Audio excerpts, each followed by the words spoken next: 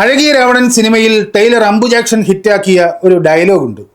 അവിടെ പാലുകാച്ച്, ഇവിടെ ഓപ്പറേഷൻ, അവിടെ ഓപ്പറേഷൻ, ഇവിടെ പാലുകാച്ച്. അങ്ങനെ പാലുകാച്ചും ഓപ്പറേഷനും ഇടവിട്ടിടവിട്ട് കാണിക്കണം എന്ന് പറയുന്ന സുപ്രസിദ്ധമായ ആ രംഗം ഓർമ്മയുണ്ടല്ലോ. മുനമ്പം വിഷയത്തിൽ മുസ്ലിം ലീഗ് അക്ഷരാർത്ഥത്തിൽ കളിക്കുന്ന കളി ഇതാണ്. വഖഫ് ബോർഡിൽ പാലുകാച്ച്, പൊതുയോഗത്തിൽ ഓപ്പറേഷൻ. വഖഫ് ബോർഡിൽ പാലുകാച്ച്, പത്രസമ്മേളനത്തിൽ ഓപ്പറേഷൻ. എത്ര കാലം ഈ കളി കളിക്കും പി കെ കുഞ്ഞാലിക്കുട്ടി സാഹിബ്? ഈ കഴിഞ്ഞ ദിവസം ഒരു പത്രസമ്മേളനത്തിൽ കുഞ്ഞാപ്പ മുനമ്പം വിഷയത്തിൽ ഇങ്ങനെ പറഞ്ഞു.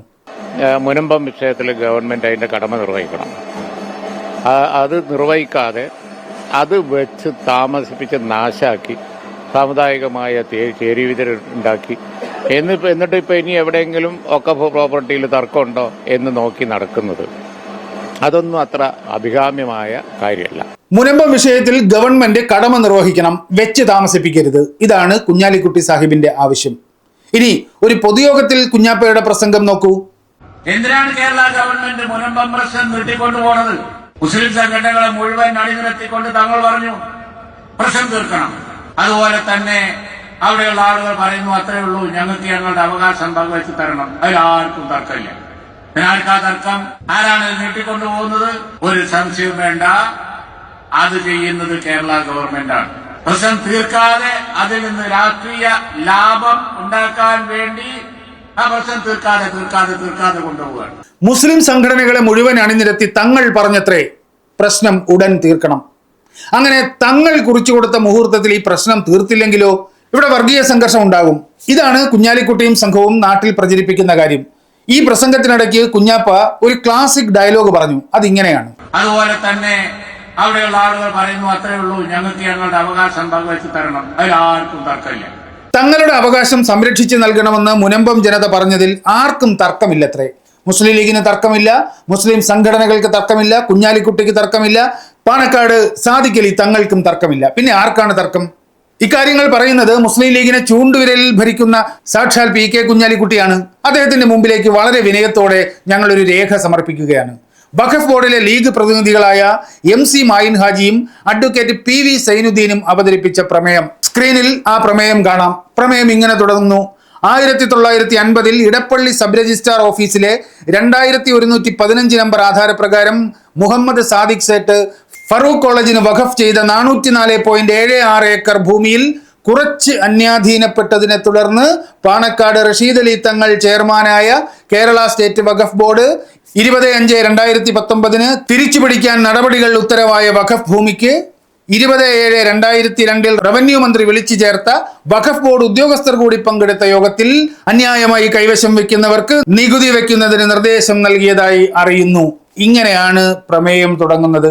ഈ പ്രമേയം ചരിത്രരേഖയാണ്. എന്തുകൊണ്ടെന്നാൽ ഏതെങ്കിലും ഒരു മുസ്ലിം ലീഗ് നേതാവ് ഈ വിവാദം തുടങ്ങി ഇന്നോളം ഒരു പൊതുസമ്മേളനത്തിൽ, ഒരു പത്രസമ്മേളനത്തിൽ തങ്ങളുടെ അണികളോട്, മുനമ്പത്തെ ജനതയോട്, കേരളത്തിലെ പൊതുസമൂഹത്തോട് ഈ സത്യം പറഞ്ഞിട്ടില്ല.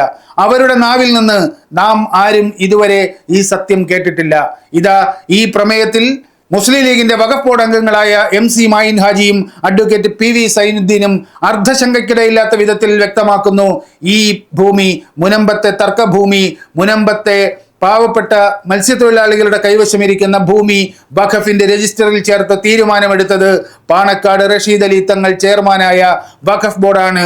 2019 മെയ് മാസം 20-നാണ് ആ ഉത്തരവ് ഇറങ്ങിയത് എന്ന് ഈ പ്രമേയത്തിലൂടെ കേരളത്തിലെ പൊതുസമൂഹത്തോട് MC മായിൻ ഹാജിയും അഡ്വക്കേറ്റ് PV സൈനുദ്ദീനും തുറന്നു പറയുകയാണ്.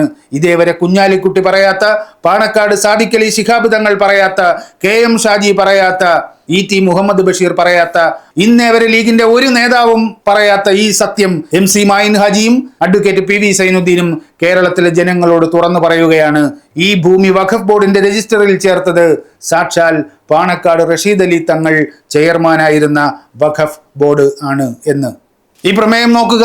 മുനമ്പം ഭൂമിയിൽ തങ്ങളുടെ അവകാശം സ്ഥാപിച്ചു തരണമെന്ന് ആവശ്യപ്പെട്ട് സമരം ചെയ്യുന്ന പാവപ്പെട്ട ജനതയെ ഈ പ്രമേയത്തിൽ എന്താണ് സംബോധന ചെയ്യുന്നത്? അന്യരെന്ന്, അന്യായമായി ഭൂമി കൈവശം വെക്കുന്നവരെന്ന്, അവരെ ഇറക്കിവിടണം എന്നാണ് ഈ പ്രമേയത്തിലൂടെ മുസ്ലിം ലീഗിന്റെ നേതാക്കൾ വഖഫ് ബോർഡിനോട് ആവശ്യപ്പെട്ടത്. മുനമ്പം ജനതയ്ക്ക് നികുതി അടയ്ക്കാൻ സർക്കാർ നൽകിയ അനുമതി റദ്ദാക്കണം എന്നാണ്, അതിന് വഖഫ് ബോർഡ് ഇടപെടണം എന്നാണ് ഈ പ്രമേയത്തിലെ ആവശ്യം. 2022 ഒക്ടോബർ 18 ബോർഡ് യോഗത്തിലാണ് ഈ പ്രമേയം അവതരിപ്പിച്ചത്. 2022 December 12 Muslim League general secretary KPA Majeed നിയമസഭയിലും ഇതേ ആവശ്യം ഉന്നയിച്ചു. ഇതാണ് മുസ്ലിം ലീഗ്. മുനമ്പത്തേത് വഖഫ് ഭൂമിയായി പ്രഖ്യാപിച്ച് രജിസ്റ്ററിൽ ചേർത്തത് പാണക്കാട് റഷീദ് അലി തങ്ങൾ ചെയർമാനായ വഖഫ് ബോർഡ്.